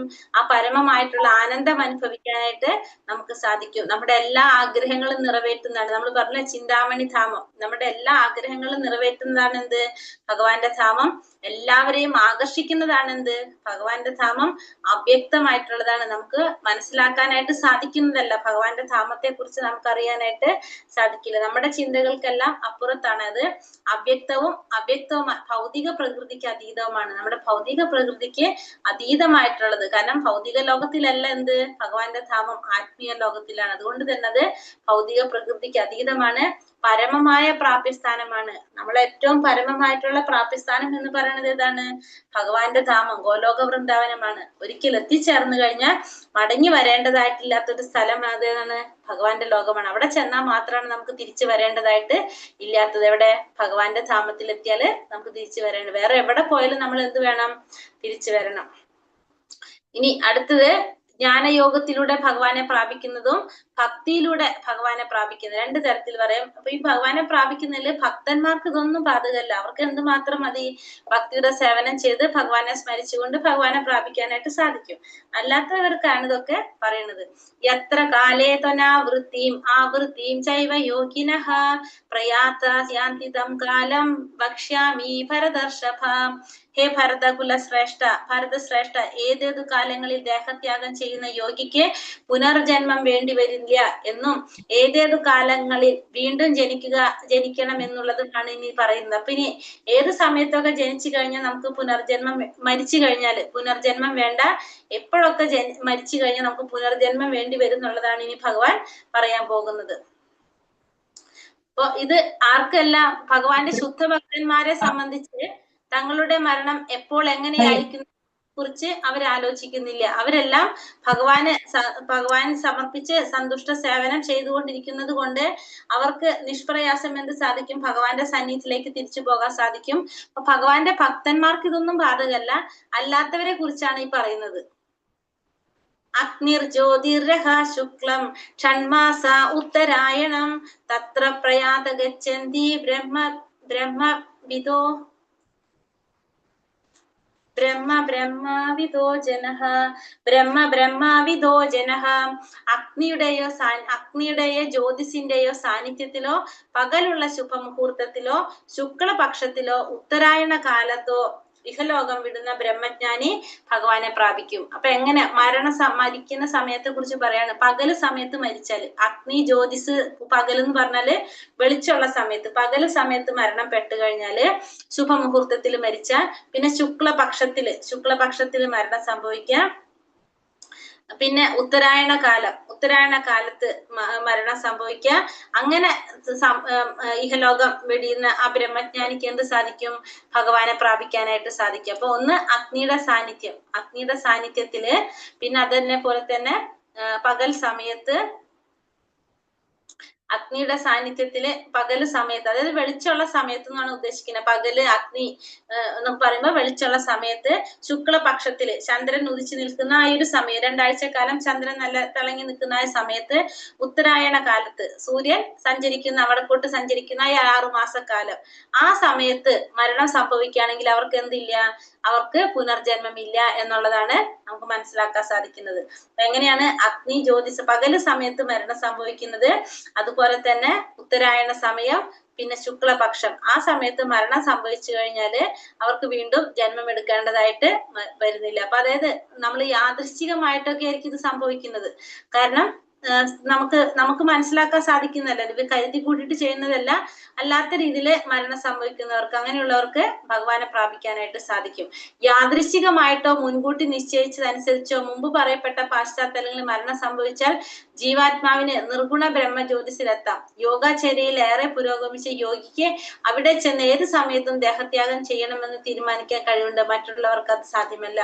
അപ്പൊ ഇവിടെ യാദൃശ്ചികമായിട്ട് അല്ലെങ്കിൽ മുൻകൂട്ടി നിശ്ചയതനുസരിച്ച് ഈ പറഞ്ഞ പാശ്ചാത്തലങ്ങളിൽ മരണം സംഭവിച്ചു കഴിഞ്ഞാൽ ജീവാത്മാവിന് എവിടെ എത്താൻ സാധിക്കും? ബ്രഹ്മജ്യോതിയിലാണ് എത്താൻ സാധിക്കുന്നത്. ഭഗവാന്റെ ആ ബ്രഹ്മത്തിൽ ലയിക്കാൻ സാധിക്കും.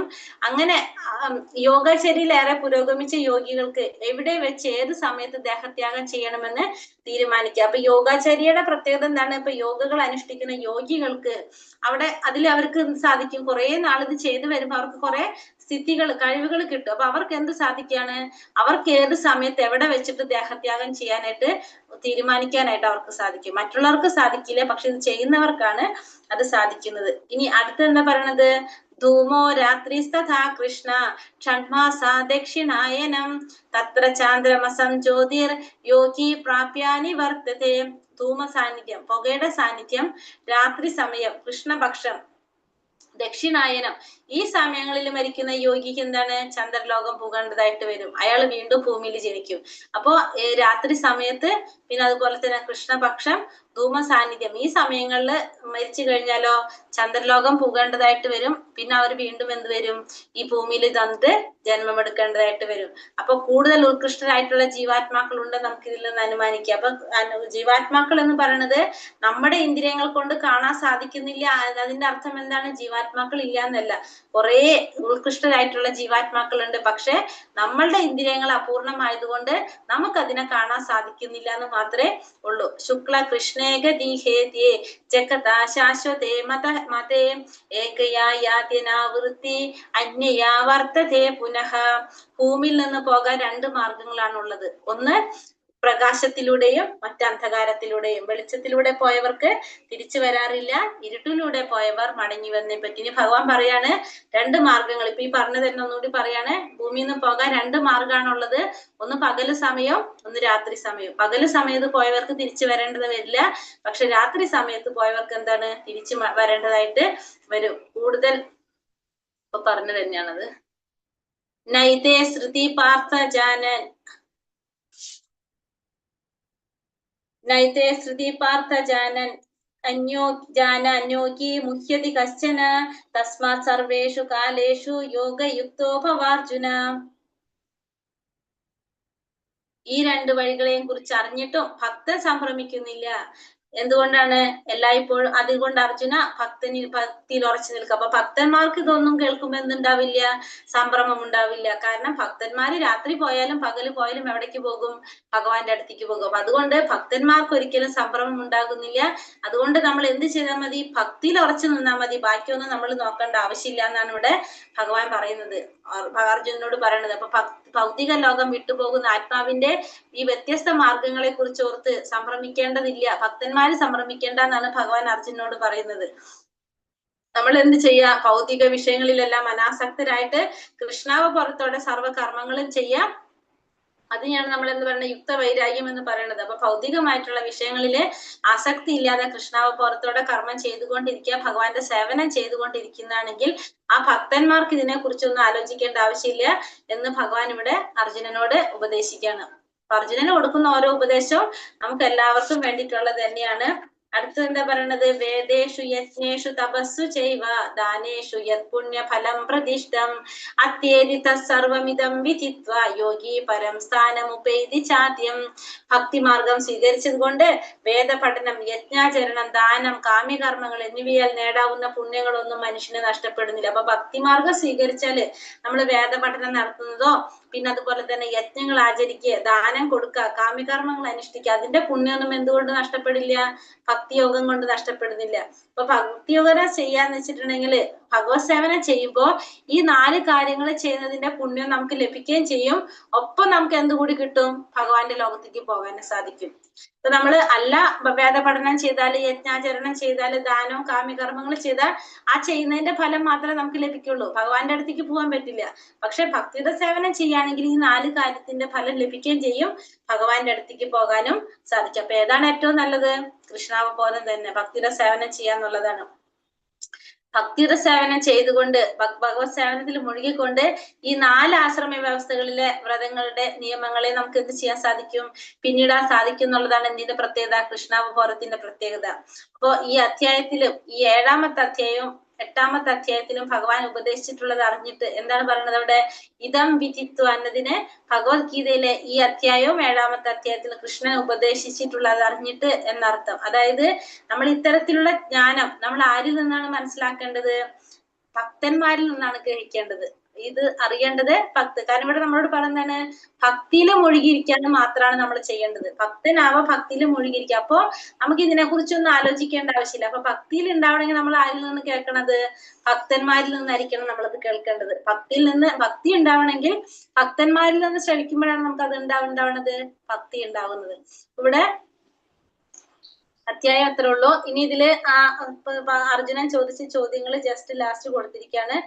നമ്മുടെ ക്വസ്റ്റ്യനിൽ വന്നിരിക്കുന്നതാണത്. അപ്പൊ അതുകൊണ്ട് അത് ക്വസ്റ്റ്യൻ പറയാം നമുക്ക് അതിന്റെ ഒപ്പം. ഒന്നാമത്തെ ബ്രഹ്മം, അധ്യാത്മം, കാമ്യകർമ്മങ്ങൾ എന്താണ്? അതിഭൂതം, അതിദൈവം, അതിയജ്ഞം എന്താണ്? 1, 2 ചോദ്യം. 13ാമത്തെ ചോദ്യം അർജുനന്റെ ചോദ്യങ്ങളും അതിനുള്ള ഉത്തരവും. അതാണ് ഈ പറഞ്ഞിരിക്കുന്നത്. 8 എണ്ണം. ഇത് ബ്രഹ്മം എന്ന് വെച്ചാൽ എന്താണ്? അവിനാശിയും അതീന്ദ്രിയനുമായ ആത്മാവിനെയാണ് എന്ത് പറയണത്? ബ്രഹ്മം എന്ന് പറയുന്നത്. ബ്രഹ്മത്തിന്റെ ശാശ്വത പ്രകൃതിയാണ് എന്ത് പറയണത്? അധ്യാത്മം എന്ന് പറയുന്നത്. ആ ശരീരം നിലനിർത്താൻ വേണ്ടി ചെയ്യുന്ന പ്രവൃത്തികളെയാണ് കാമ്യകർമ്മങ്ങൾ അല്ലെങ്കിൽ കർമ്മം എന്ന് പറയുന്നത്. ഭൗതിക പ്രകൃതി എന്നറിയപ്പെടുന്നു, അതിഭൂതം എന്നറിയപ്പെടുന്നു. ഭഗവാന്റെ വിശ്വരൂപം, ദേവന്മാരെല്ലാം ഉൾക്കൊള്ളുന്ന ഭഗവാന്റെ വിശ്വരൂപം അതിദൈവം എന്നും, ഭഗവാനെ തന്നെയാണ് എന്ത് പറയുന്നത്, അതിയജ്ഞൻ അല്ലെങ്കിൽ യജ്ഞത്തിൽ ഈശ്വരൻ എന്നും പറയുന്നത്. അപ്പൊ യജ്ഞദേവത എവിടെയാണ് കുടികൊള്ളുന്നത്? സകല ശരീരങ്ങളുടെയും ഹൃദയത്തിലാണ് ആര് കുടികൊള്ളുന്നത്? ഈ യജ്ഞദേവത കുടികൊള്ളുന്നത്. അപ്പൊ ഭഗവാനെ മരണസമയത്ത് എങ്ങനെയാണ് സ്മരിക്കാൻ സാധിക്കുന്നത്? ജീവിതകാലം മുഴുവൻ നമ്മൾ എന്ത് ചെയ്യണം? ഭഗവാനെ സ്മരിക്കുക. അപ്പൊ നമുക്ക് എന്ത് സാധിക്കും? മരണവേളയിലും ഭഗവാനെ സ്മരിക്കാൻ സാധിക്കും എന്നാണ് ഈ അധ്യായത്തിൽ നമുക്ക് മെയിൻ ആയിട്ട് പറഞ്ഞു തരുന്നത്. അപ്പൊ അതുകൊണ്ടാണ് ഇത് പറയുന്നത്, ഇത് ഒരു ഭക്തനിൽ നിന്നായിരിക്കണം നമ്മൾ കേൾക്കേണ്ടെന്ന് പറയാൻ കാരണം, ഭക്തനാണ് എന്ത് സാധിക്കുക, ഇത് പറഞ്ഞാനായിട്ട് സാധിക്കുന്നത്. ഹരേ കൃഷ്ണ. കാരണം ഭക്തിയിലൂടെ മാത്രമേ ഭഗവാൻ അറിയാൻ സാധിക്കുള്ളൂ. എപ്പോഴും ഭഗവാനെ കുറിച്ച് സ്മരിച്ചുകൊണ്ടിരിക്കുന്ന വ്യക്തിക്ക് മരണസമയത്ത് എന്ത് സാധിക്കും? ഭഗവാന്റെ പരമപദം പോകാനായിട്ട് സാധിക്കും എന്നുള്ളതാണ് പറയുന്നത്. എന്തുകൊണ്ടാണ് ഹരേ മഹാമന്ത്രത്തിന് മുമ്പ് ഓം ചേർക്കുന്നത്? അതിൽ ഉൾക്കൊള്ളിച്ചിട്ടുണ്ട്.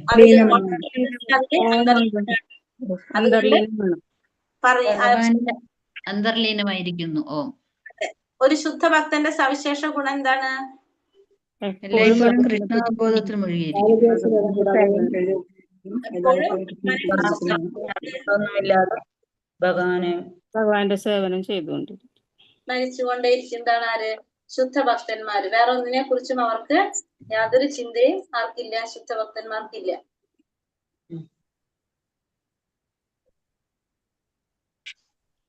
അഞ്ചു തരത്തിലുള്ള ഭക്തന്മാർ ആരൊക്കെയാണ്?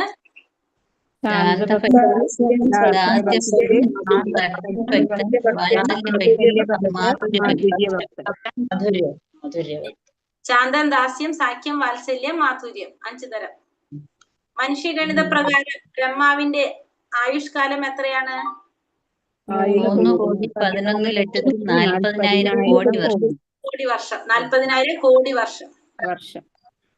കൽപ്പം എന്നാൽ എന്താണ്? ബ്രഹ്മാവിന്റെ ഒരു ദിവസം. ബ്രഹ്മാവിന്റെ ഒരു പകലാണ് കേട്ടോ. ബ്രഹ്മാവിന്റെ ഒരു പകലാണ് കൽപ്പം, ദിവസമല്ല, പകല്. ബ്രഹ്മാവിന്റെ ആയുസ് എത്രയെന്ന് വെച്ച് 3,11,40,000 കോടി വർഷം. നോക്കിട്ട് തന്നെ പറയണോ അത്രേ മാതാജി? നമ്മുടെ ആയുസ് എന്ന് പറഞ്ഞാൽ ബ്രഹ്മാവിനെ സംബന്ധിച്ച് ഒന്ന് കണ്ണുറക്കുന്ന പോലെ ആയിരിക്കില്ല, അത്രേ ഉള്ളൂ നമ്മുടെ ആയുസ്. ഭഗവാന്റെ ധാമം എങ്ങനെയുള്ളതാണ്? ഒരിക്കൽ ചെന്നാൽ തിരിച്ചു വരേണ്ടതില്ലാത്തതാണ് ഭഗവാന്റെ ധാമം. പരമാനന്ദം അനുഭവിക്കുന്നതാണ് ഭഗവാന്റെ ധാമം. പിന്നെന്താണ്? ഗോലോക വൃന്ദാവനം എന്നാണ് ഭഗവാന്റെ ധാമത്തിന് അറിയപ്പെടുന്നത്. ഒരിക്കൽ ചെന്നെത്തി കഴിഞ്ഞാൽ തിരിച്ചു വരേണ്ടതില്ലാത്തതാണ്. പിന്നെ കുറെ പറയുന്നുണ്ടല്ലോ, ചിന്താമണി ധാമം എന്നാണ് അറിയപ്പെടുന്നത്, ആഗ്രഹങ്ങൾ നടക്കുന്നതാണെന്നൊക്കെ പറയുന്നില്ലേ. എങ്ങനെയുള്ളവർക്കാണ് ഭൂമി അല്ല എങ്ങനെയുള്ളവർക്ക് ഇഹലോകം വിടുമ്പോൾ ഭഗവാനെ പ്രാപിക്കാൻ സാധിക്കും?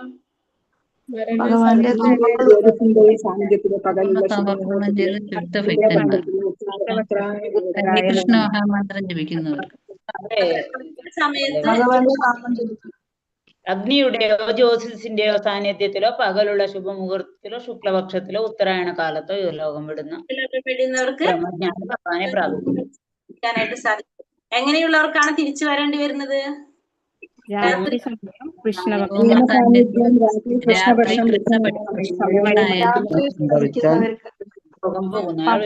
തിരിച്ചു വരേണ്ടി വരും. തിരിച്ചു വരണം. ചന്ദ്രലോകം പോകുന്നവര് തിരിച്ചു വരേണ്ടി വരും. ഭൂമിയിൽ നിന്ന് പോകുന്ന 2 മാർഗങ്ങൾ ഏതൊക്കെയാണ്? ഒന്ന് പ്രകാശത്തിലും മറ്റേത് അന്ധകാരത്തിലും.